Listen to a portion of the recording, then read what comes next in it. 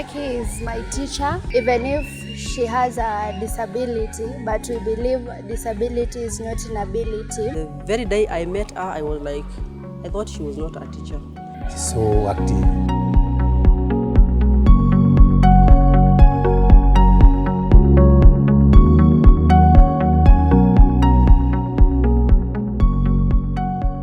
So I'm Jackline Waiharo. I'm a teacher by profession, and I'm also a 2021 Mandela Washington Fellow. I'm a disability advocate and sexual reproductive health rights champion. From what I hear, stories that have been told, I was born with a very small pimple on my back, and this pimple had some hairs on it, and it was growing with time. So my aunts used to press it, and then I could react by just bending my back, showing that I was feeling pain. They noticed that my posture is a bit different from the normal babies. So that's when my parents noticed that I have a disability. I noticed I'm different because I was brought up by a stepfather. So this stepfather could tell us not to put on trousers. I grew up with a very low self-esteem. Even right now, I don't put on trousers because of that notion that I was put by my stepfather that I am not supposed to put on trousers because one of my legs was slimmer than the other one. I noticed at a very early age, I think I was in class 4 or 5, that's when I noticed I was different because children used to bully me. And for me to defend myself, I was very vigorous. I used to fight a lot. So I think that is the time I noticed I have a disability, and I developed a very, very bad defense mechanism of fighting. But now the teachers used to bring me close in a way that I never used to get punished. Even if someone went to report me that I have fought with them, the teacher could not understand how can I'm very tiny, how could I, this tiny person, fight somebody bigger than this and somebody normal like that. Before I got teenage, life was a bit easy, but when I got teenage, as a girl you are growing, you want to interact more with boys, that it's normal for the adolescent kids. But now here I am, I'm an adolescent girl, and I don't have friends who are boys. But you are working with your friends, and your friends, your boys call your friends, and you are there, so you feel left out. You feel like you are not loved. You don't deserve to be here in this world. So that is a great challenge. People don't understand that even we people with disabilities have those feelings. All my life I've done integrated learning. I've gone to a primary school that is integrated, and I've also gone to a boarding school that is integrated. Actually, I wanted to be a nurse, but being brought up by my stepfather, along the way, they divorced with my mother. So financially, my parents went down, and I went to Mombasa. After clearing high school, I went to Mombasa to do house manager jobs. But I did it for 2 months. Then my grandmother, before she passed, called me. Then she left for me a big shamba and told me, "This is your shamba, have it." So I sold the shamba and I went to college. I applied for KMTC, but now the money they were asking was a lot compared to what I sold the shamba for. So I opted for teaching. I applied for TTC, and I was called for this one. It's in Kajiado. I don't remember the name. It's a public TTC. They called me, but it was a bit far. So my mother told me, no, that's a very distant school. You cannot go to that school. So we opted for another one that was in Isinya, Kajiado. It's called International Teaching and Training Center. It's a private one. That's why I went and did my TTC. I faced a lot of discrimination because during that time you have cleared high school and you have gone to college. That is the time maybe now you want, mostly in relationship-wise, you want maybe to get somebody, you start something small that will lead later to marriage, but I never got there. My advocacy journey started in 2018. All the way up to 2017, I have never accepted myself. I loved taking walks at night because at night people cannot see you or cannot see how you are, just darkness, this darkness. So in 2018, somebody connected me to Sarah Mwikali. She is the founder of Gifted Community Center. In 2018 November, I connected with her, and that's why my advocacy journey started. They called us for a meeting in Nairobi. I was still in Nairobi. So when I went to that meeting, I saw like there are people like me here. Sarah is like me, and I was so happy because she has achieved more than I have. So I said to myself, I'll be better than Sarah, or I'll be like Sarah. So from that moment, I started accepting myself. I started going for motivational talks, and with that, I have developed self-esteem with time. So early 2019,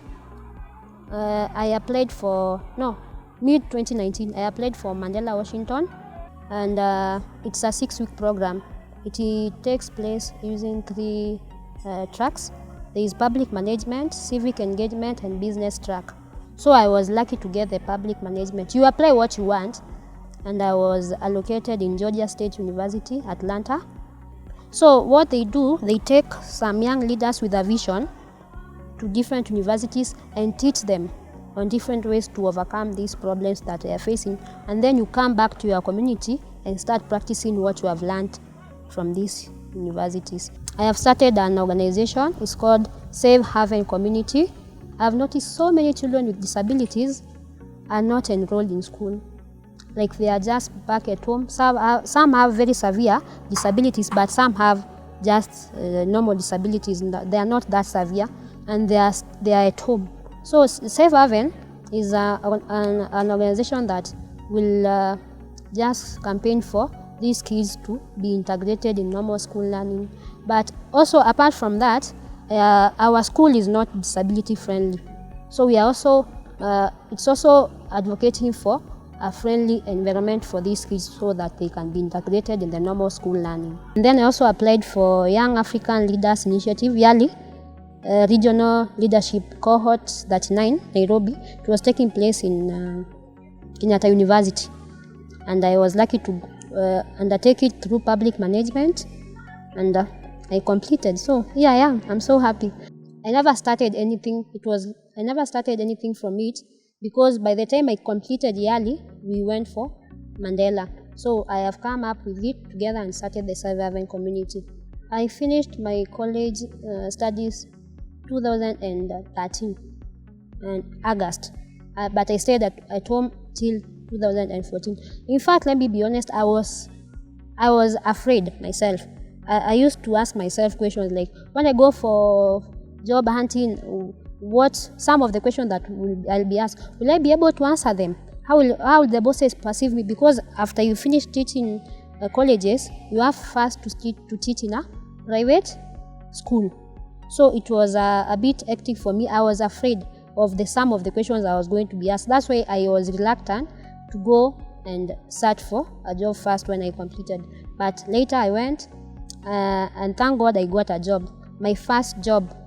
I've done that job for 5 years until I was employed by the government. The experience was good because now the school was growing. It was up to grade 3. So these kids are still young. They don't understand a lot of things. So they don't have they are not curious about why is teacher different from the other teachers. So with time you grow with them, you grow telling them what is disability and all that. So the experience was good. By the time I came from there, we had integrated fully with the community plus the learners. I was posted here in June 2019.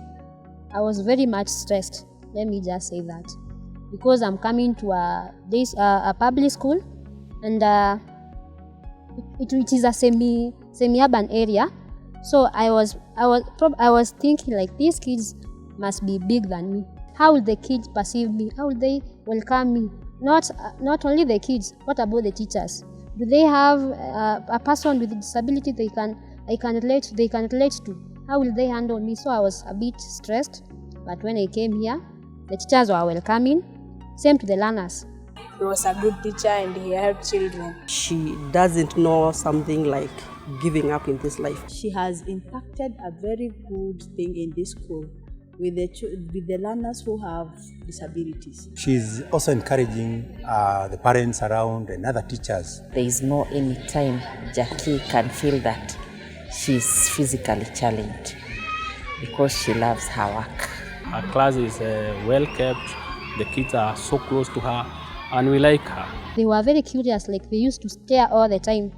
But with time now, when you go to class, because you cannot get them together and they try to explain anything to do with disability, with time, we started talking. When you go to class, when I go to a certain class, I talk to them about disability, and they know they are going to share with the others and also with the parents. So with that, I've been integrated and I've also felt at home and welcomed. I remember I was teaching a class in grade 5, now they're in class 6.